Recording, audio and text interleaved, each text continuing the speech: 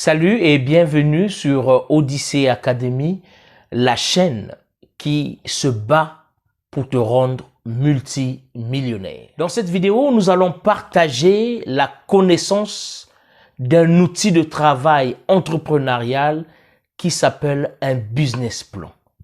Nous avons choisi le business plan Canvas, qui est l'un des business plans faciles à digérer, facile à avaler, facile à comprendre.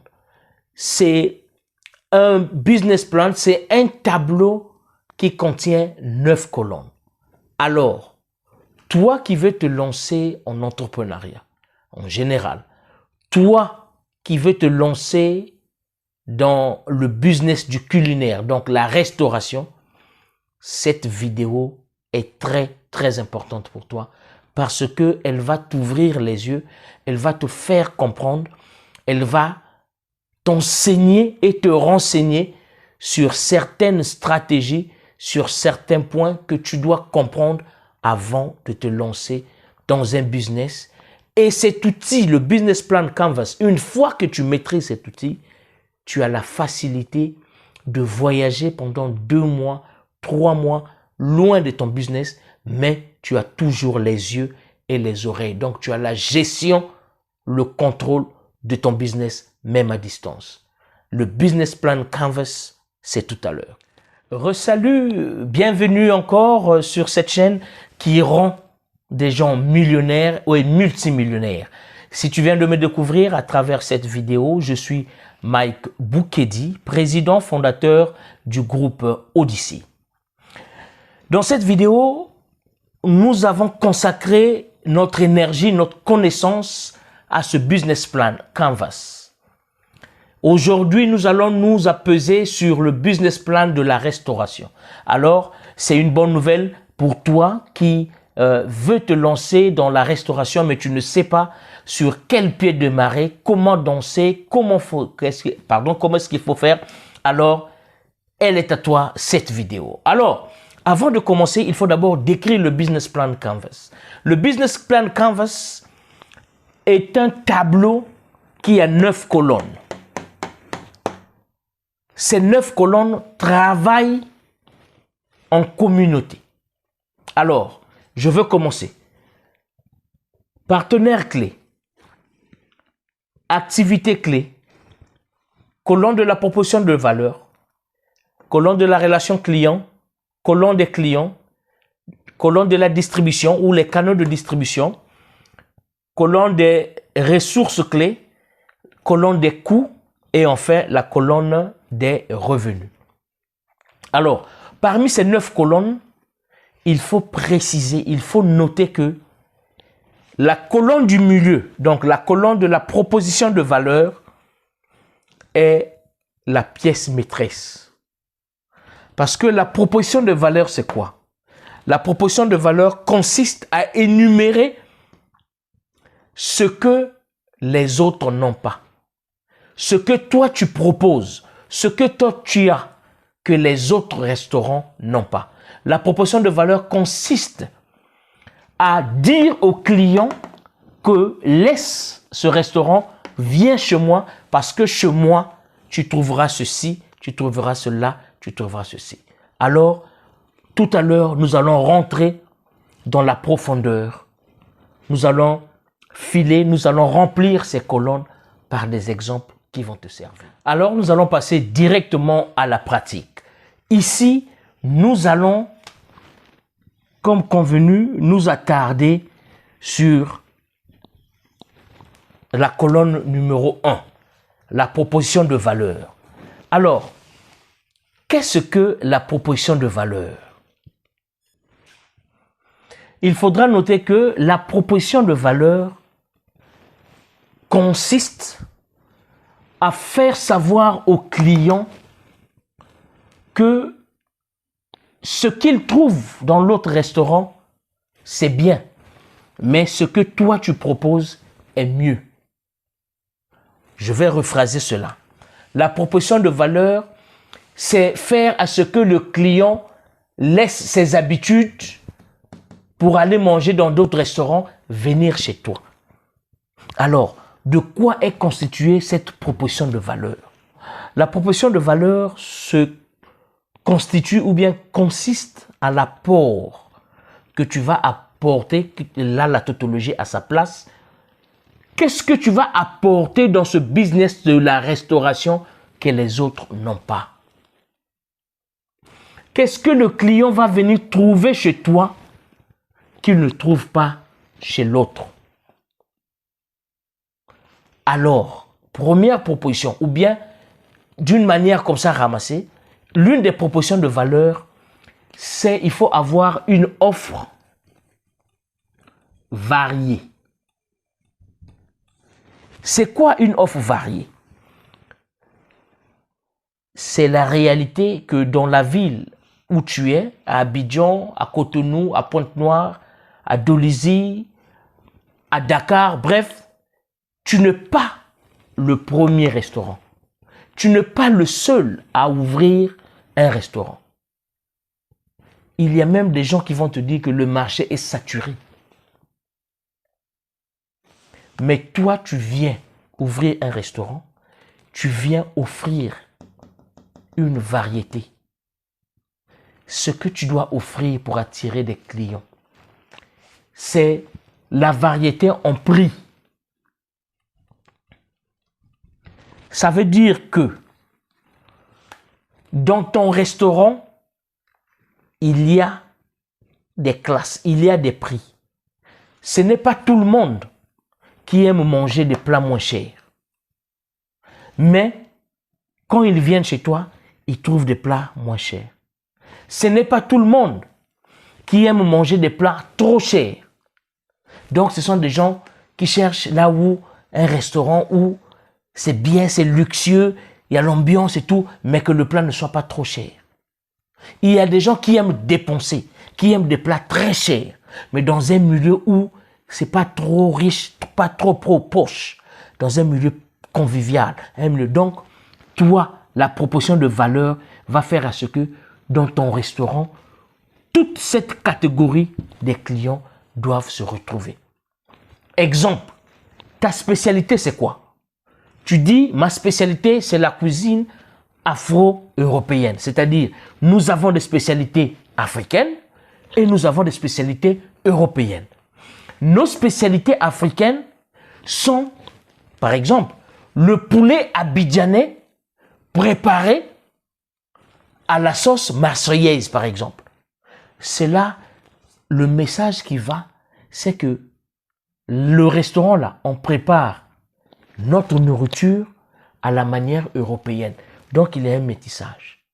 Ça va susciter la curiosité de ce client qui aime manger des plats africains, mais dans un restaurant qui a un standing européen. Puisque toi, tu envoies un message, ton plat, ton menu déjà envoie poulet abidjanais préparé à la sauce marseillaise. Donc lui, il se retrouve. Il y a des curieux qui ont entendu sauce marseillaise. Il dit, j'ai mangé kedjenu de poulet, j'ai mangé poulet yassa, j'ai mangé poulet brisé, j'ai mangé poulet ceci. Mais poulet à la sauce marseillaise, là, jamais je n'ai pas encore mangé. Je m'en vais là-bas pour manger. Parce que tu viens offrir une variété. Et il y a différentes manières, il y a différents menus de poulet, de poisson, d'agouti, tu varies. Garba de Koumassi, à la tchéké de Dabou, avec du poisson sauté à l'huile anglaise. Voici un plat. C'est un menu que je... C'est-à-dire, tu joues avec les mots. Tu viens proposer de la valeur. On sait que, moi, quand j'étais en Côte d'Ivoire, le garba, avec 200, tu es bien. Même avec 100 francs. Poisson thon, 50. À tchéké, 50. Bien pimenté, beaucoup d'huile. Tu manges bien, ça te bloque. Tu bois beaucoup d'eau. Tu repars au campus, au cours. Tu es blindé. Or, quand l'Ivoirien va entendre Garba de Koumassi, servi avec la tchéké de dabou avec un poisson frit à l'huile anglaise. Ça va le mélanger, il va venir. Là, tu viens de proposer une offre variée. Là, tu excelles dans la variété. La proposition de valeur. La proposition de valeur peut aussi être que côté service, tous tes employés sont souriants, tous tes employés sont propres, tous tes employés ont une certaine uniformité vestimentaire. C'est-à-dire qu'ils sont vêtus des mêmes couleurs.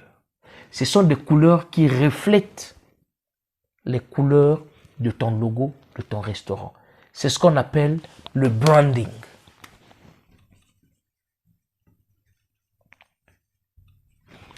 Le branding, très important, parce que c'est un message subliminal, c'est un marketing, c'est un neuromarketing, le marketing des neurones. Si tes couleurs sont le vert et le blanc de ton logo, alors tes servants sont habillés en vert blanc. Même le carnet est en vert blanc. Si les commandes se passent par une tablette comme ça, la tablette est recouverte d'un protège vert et un blanc. Le branding, il faut insister là-dessus. Ton branding, tes employés sont en uniforme, casquette, polo, tablier, bien écrit, Blessing Restaurant par exemple. Derrière, Blessing Restaurant, service rapide, appelez ou bien textez au tel numéro. Toujours dans le cas des offres variées.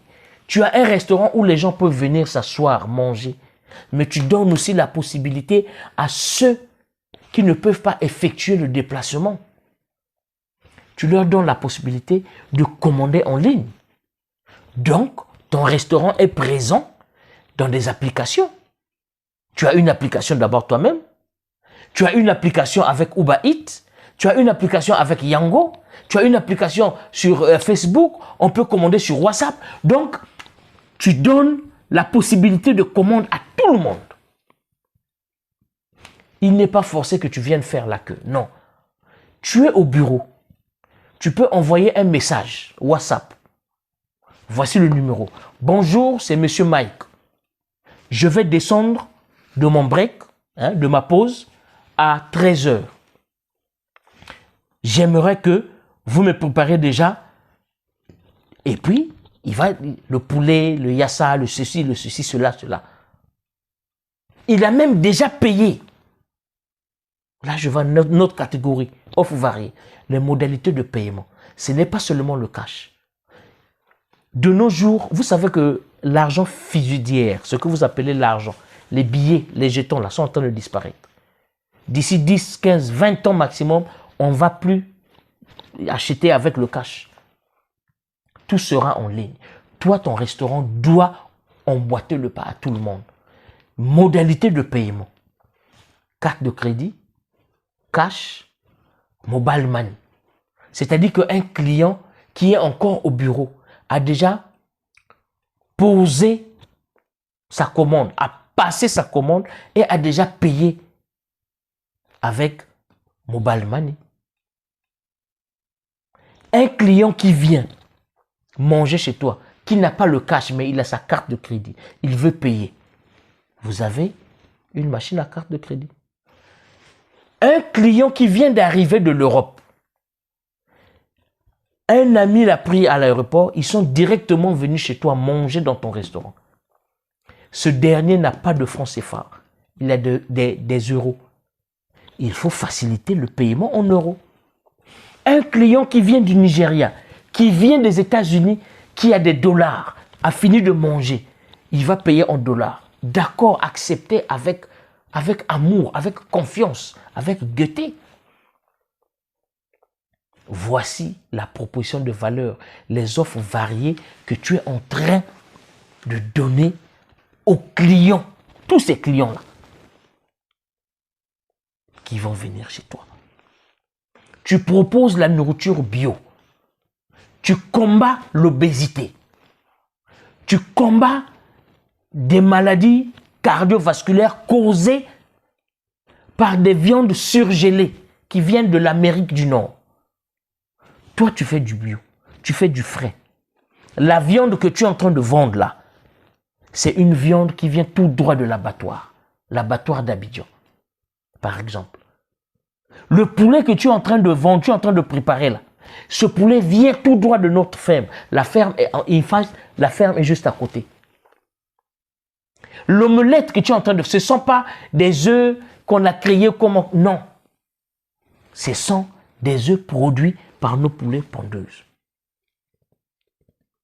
La tomate avec laquelle on a fait la sauce rouge, c'est la tomate qui provient de nos jardins.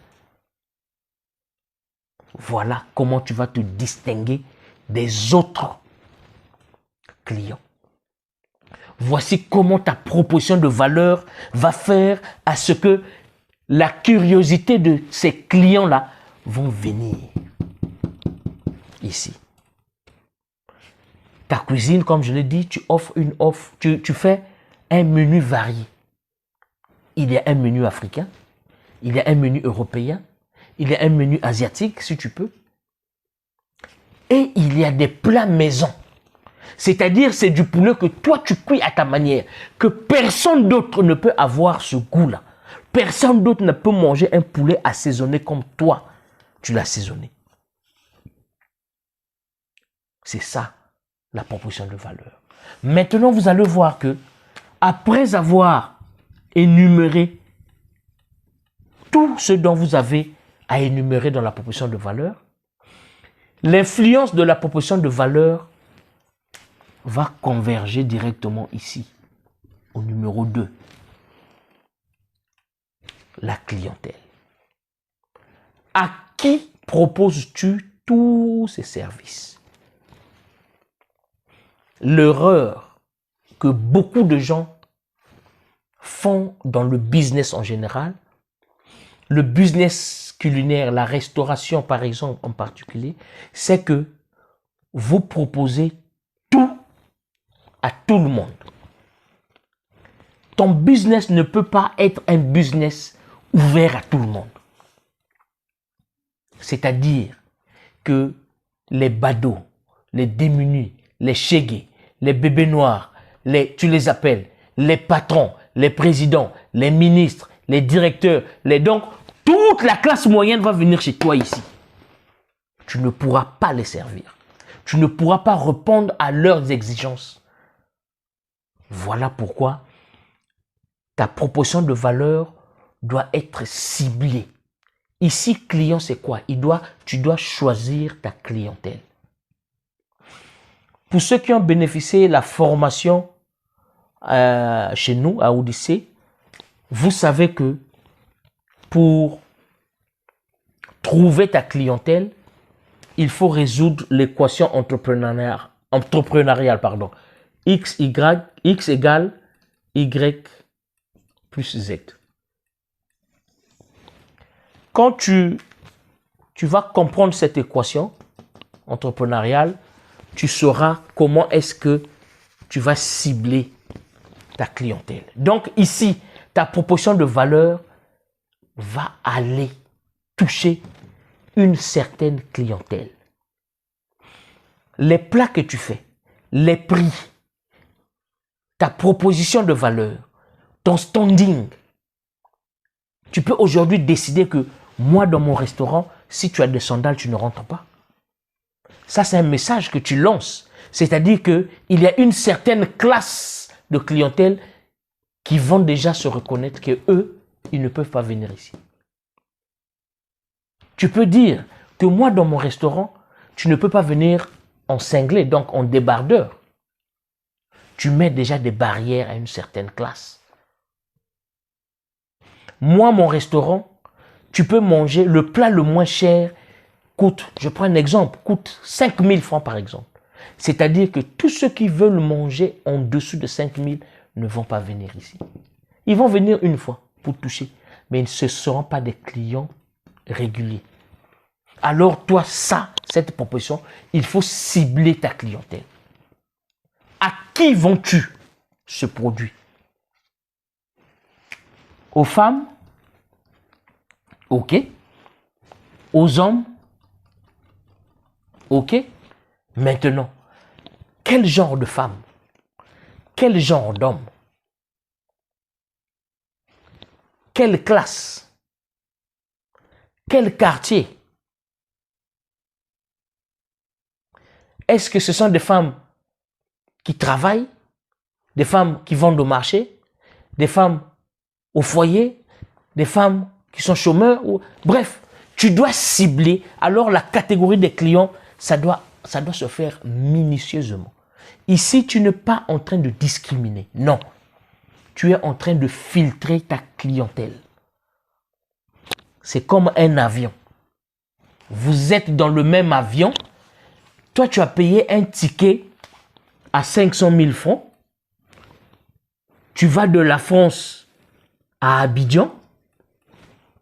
Dans le même vol, il y a quelqu'un qui a payé 2 millions de francs CFA. Dans le même vol. Oui, c'est ce qu'on dit. Vous décollez ensemble, vous atterrissez ensemble. D'accord. Mais il y a certaines réalités dans le vol que celui-là n'a pas. Celui qui a payé le billet 500 000. Il y a un certain confort que celui de 2 millions a, toi, tu n'as pas. Ce n'est pas la discrimination. On veut rendre service, mais on choisit la catégorie des personnes qu'on peut satisfaire. Tu ne peux pas vendre ton plat à 200 francs et que l'huile, l'eau, le poulet, les ingrédients que tu as utilisés pour confectionner ce plat sont à 500 francs. Un plat à 200, que tu vends à 200, alors que la conception de ce produit fini à 500, ça, ce n'est pas du business. Ce n'est même pas la charité. C'est même pas la charité. Donc, tu sélectionnes, toi-même, tu cibles ta clientèle pour voir comment est-ce que cette clientèle va venir répondre à ce produit, ses valeurs, ses services. De nos jours, dans des restaurants, on n'achète plus le poulet. Oui, tu vas manger le poulet. Je veux manger le poulet, mais le poulet de tel restaurant. Blessing Restaurant, par exemple. Pourquoi? Parce qu'à Blessing Restaurant, le service d'accueil déjà, ça te met déjà à l'aise, tu oublies même que tu as faim. Quand tu t'assois, le confort des sièges, le cadre est propre, le cadre est beau, ça fait beau vivre. Quand tu y rentres, tu veux même plus sortir. Tu veux même plus sortir. Tout est tellement facile que même quand le restaurant est bourré, les servants sont bourrés, il y a juste un bouton. Tu appuies sur ce bouton. À la cuisine, on va savoir que la table 12 a besoin de passer une commande. Donc, dans les 30 secondes, 1 minute maximum qui vont suivre, un servant va se pointer. Bonjour monsieur, vous êtes prêt à commander? Oui. Le servant va prendre la commande. Quand tu appuies le bouton bleu, directement là-bas, la réception ou au comptoir, ils vont savoir que la table 12 a besoin d'une boisson. Un servant va venir. Bonjour, de quelle boisson avez-vous besoin? La facilité de commander. C'est une proposition de valeur. Donc, au lieu que le client attende à chercher à tous les coins du restaurant un membre du staff pour commander, non, il y a un bouton, un wireless button. Tu appuies sur le bouton, il y a un signal derrière et un délégué va venir prendre ta commande. Voici une proposition, c'est innover en fait. La proposition de valeur, c'est innover par rapport au client. C'est cette innovation qui va attirer la clientèle. Les clients, ce n'est pas à tout le monde que tu vas vendre ça. Ce n'est pas à tout le monde que tu vas proposer ces services. Il faut cibler ta clientèle. Tu as la population La population est là, la population abidjanaise. Il faut segmenter la population. Segmenter, c'est que tu dis, bon, moi, mon restaurant, je veux cibler tous les travailleurs. Donc, tu segmentes. Ceux qui ne travaillent pas, ils ne vont pas se reconnaître dans ta restauration. Ton menu, chez eux, 0. Maintenant, ceux qui travaillent, tu vas voir, bon, je veux prendre ceux qui travaillent, ceux qui gagnent, ceux qui peuvent dépenser au moins 5 000. Tu segmentes encore la population. 5 000. Donc, ceux-là qui ne peuvent pas dépenser 5 000 sont déjà éliminés. Et là, tu dis, bon, je veux aussi cibler, il y a les prix de 5 000, de 10 000, de 15 000, de 20 000, jusqu'à 100 000. Donc, c'est une catégorie de population que tu as ciblée qui vont venir remplir ton restaurant, qui vont venir embrasser ta proposition de valeur. Voici la première partie de cette mini-formation en ce qui concerne le business plan Canvas. La proposition de valeur qui est l'épicentre du tableau du business plan Canvas. Voilà pourquoi il est au milieu. Quand vous allez voir que tout ce qui est à droite du tableau, les clients dépendent de ce que tu proposes. La relation que tu vas avoir avec les clients dépend de tes propositions. Ta distribution, tes canaux de distribution de ces services, ça va dépendre de ça. Donc, tout ce qui est client est à droite et tout ce qui est matériel, investissement est à gauche. Prochainement, nous allons voir, après ces deux-là, lesquels des deux va suivre. Comme vous allez voir, ça va pas à pas. Tu proposes la valeur, tu définis ton restaurant, tu définis tes produits, tu cibles la clientèle. Tu cibles la clientèle. Quand tu vas cibler la clientèle, donc tu vas faire la communication, marketing et tout envers cette clientèle, tu vas faire ce qu'on appelle en business, tu vas créer un trafic dans ton restaurant. Donc, puisque tu vas avoir cette proposition de valeur, tu vas offrir ce qui n'existe pas dans d'autres restaurants. Eux, ils vont affluer dans ton restaurant. Dans ton restaurant, c'est ce qu'on appelle le trafic dans le business. Maintenant, après, dans ce trafic, il va falloir maintenant fidéliser tes clients. Ça, on va voir ça après. Si tu as des questions, jusque-là, entre ces deux blocs, ces deux colonnes, proposition de valeur et client, écris-moi, contacte-moi, tu as mon numéro, je veux le mettre en dessous ici et je vais te répondre. Si tu as besoin d'un coaching, si tu as besoin d'un conseil, si tu as besoin d'une formation, contactez-nous à Odyssey Group. Odyssey Group, il y a un cabinet de consultation qui s'appelle MBBC, Mike Boukedi Business Consulting, qui est un cabinet qui consulte des gens qui ont des idées entrepreneuriales, qui consulte des gens qui ont des projets dans l'entrepreneuriat, qui consulte des gens qui ont l'argent, qui veulent investir, qui consulte les ressortissants de la diaspora, qui ont réalisé que l'argent c'est en Afrique et que l'Afrique est un grand chantier où tout le monde, je dis bien tout le monde peut tirer son épingle du jeu, devenir millionnaire au moins, multimillionnaire au moins, sinon milliardaire. Si vous voulez vous lancer dans l'entrepreneuriat, si vous avez l'esprit, si vous avez la germe, si vous avez la graine entrepreneuriale, contactez-nous. Nous allons vous aider, nous allons vous ouvrir les yeux, nous allons vous ouvrir les portes. Vous allez voir que le développement d'un continent se fait d'abord financièrement. Quand vous vous autofinancez, quand vous êtes autosuffisant financièrement, vous allez voir que vous allez développer vos pays, vous avez développé vos populations et le continent va se développer, pardon. Alors, si vous êtes partisan de cette vision, la vision que l'Afrique ne peut se développer que par des Africains. Les Européens, les Américains, ils ne peuvent pas venir développer ton pays. Depuis ma petite connaissance, mon petit séjour scolaire, mon petit séjour ici-bas, jamais je n'ai entendu un pays aller développer un autre pays. Jamais je n'ai entendu un pays développé partir en Afrique, développer un pays qui était sous-développé. Non.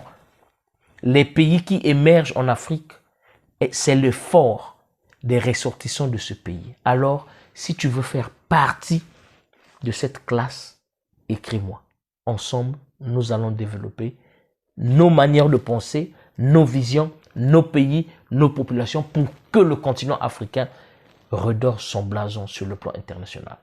Je suis Mike Boukedi. D'ici là, porte-toi bien pour la suite du développement du business plan Canvas. Ciao.